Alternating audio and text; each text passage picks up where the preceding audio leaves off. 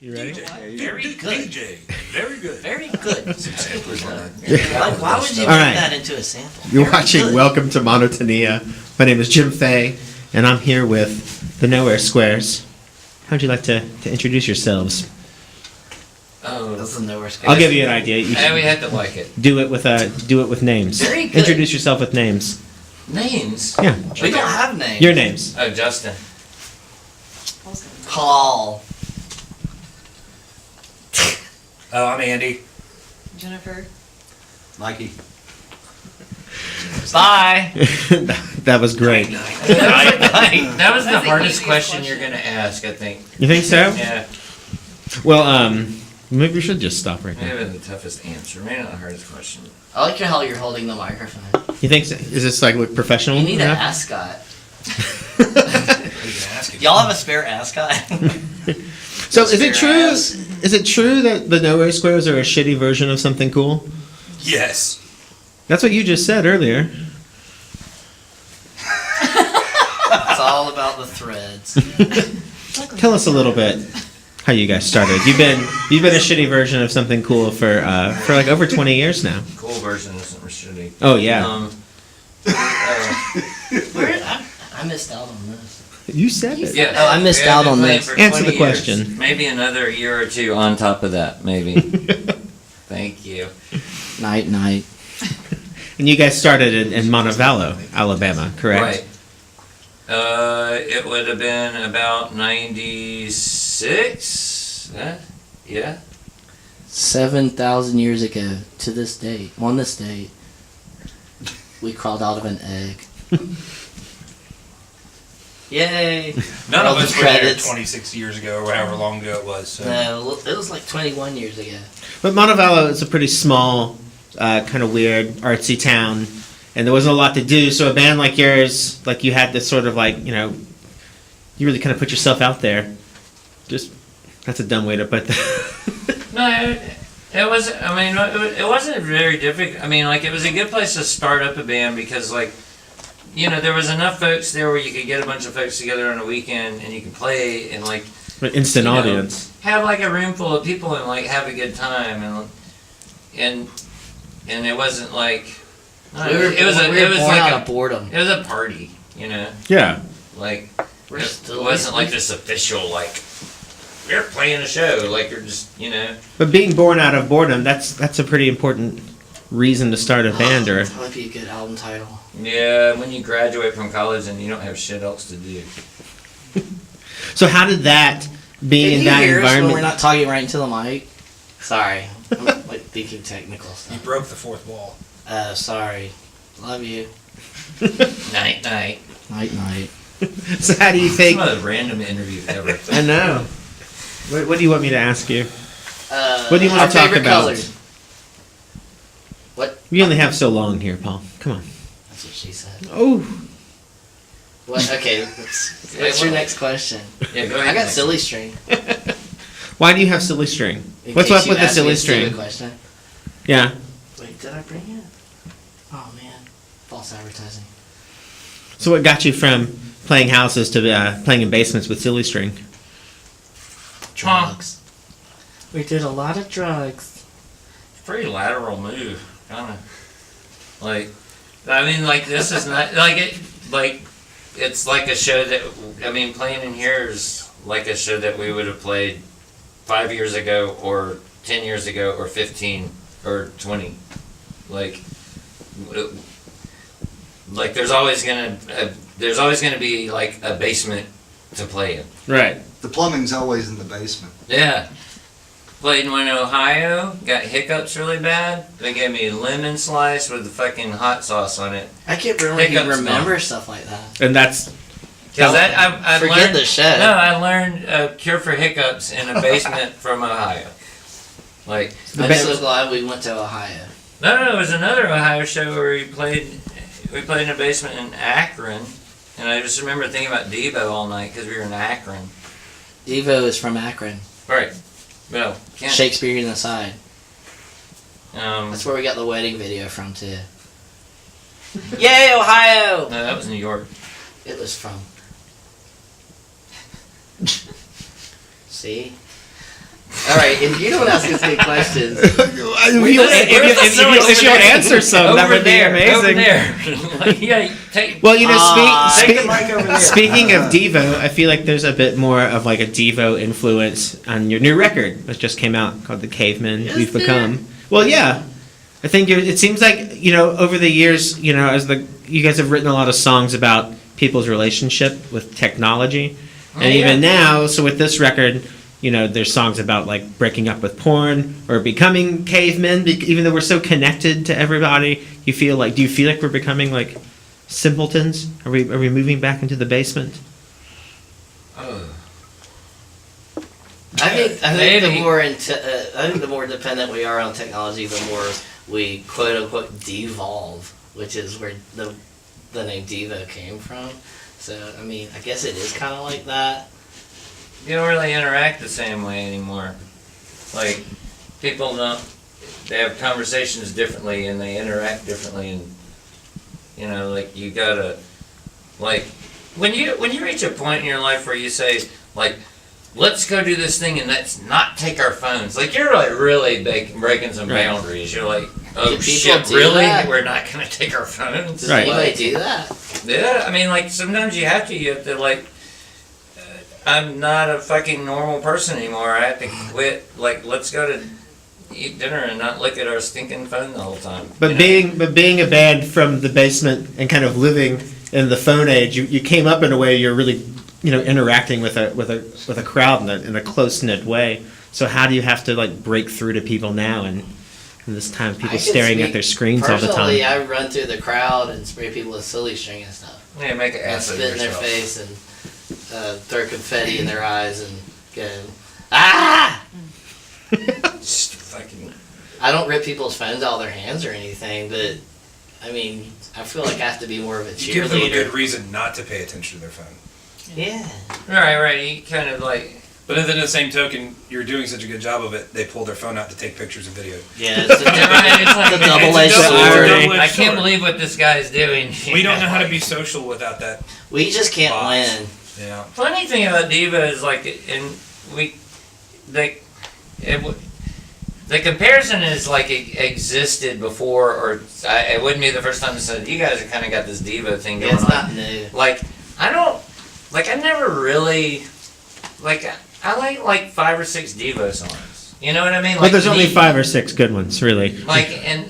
But it's not like I'm this huge fan. Like we just kind of wound up there. Well, I don't think it's a super prevalent thing in your music. For a long time, you guys always had more of like a Buzzcocks meets the B-52s thing. And the but like Dickies on got thrown in there a lot. sure, and like but this time around, it's even of that kind of era of bands. You Whoa, bastard. no!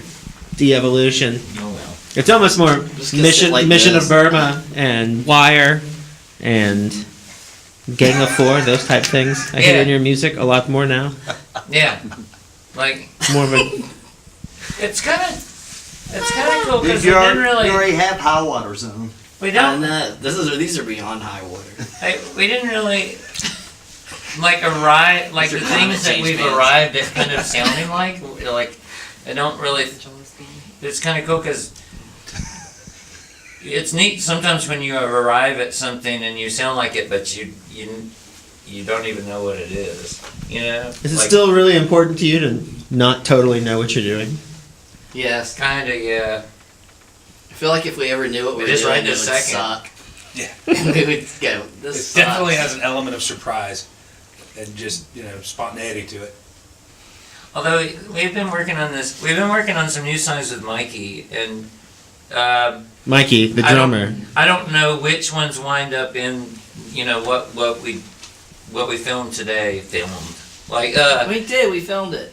But we have 2 other ones we're working on, and one of them is like we're like, hey, let's approach this from a different way. It'll just kind of get outside of what we normally do, so we were messing around in practice, and I was like, hey, this is like every New York Doll song, and so me and Mikey started playing this thing. So I was like, let's try and have Nowhere Squares make a New York Doll song, which is like, We didn't do anything with like that. that.